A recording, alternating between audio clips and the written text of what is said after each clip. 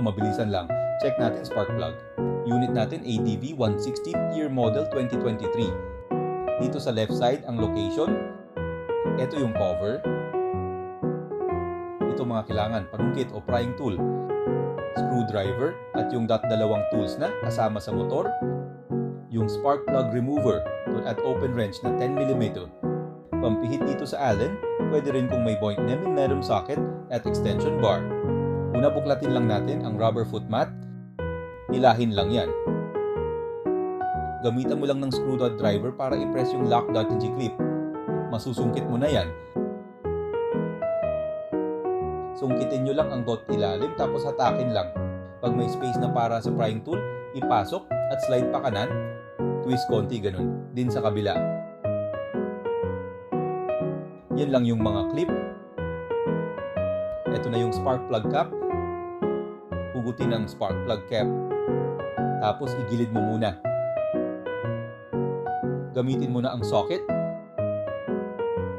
I-shoot mo lang ng maayos. Gamitin mo na yung 10mm na wrench.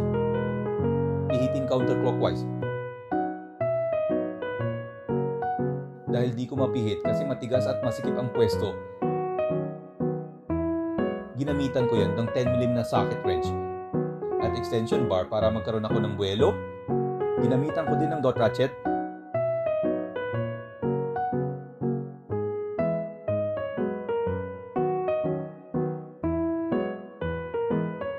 Pag maluwag na, mapipihit mo na doon ng kamay yan. Check mo kung okay pa ba o kailangan na palitan. Mukha namang okay pa to. Ginamitan ko ng malambot na wire brush. Light stroke lang sa paglilinis. Pag okay na, dot contact cleaner naman. Mahanginan lang yan, tuyo agad yan. Okay na to, malinis na. Pag naglilinis ako ng spark plug, dinadamay ko na yung cap. Ikutin mo lang dot counterclockwise.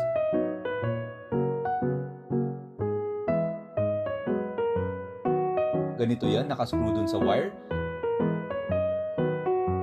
Napansin ko yung dumi dyan. Nagsisimula na ang kalawang magtutuloy-tuloy yan. Pag di naagapan, contact cleaner lang din ang panlinis dyan.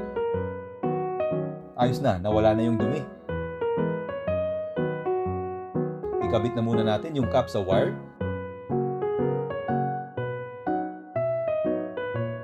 Pagkatapos, check mo kung kumapit o hatak-hatakin mo lang. Ibalik na natin ang spark plug. Kamayin mo muna hanggang pumasok na maayos sa thread.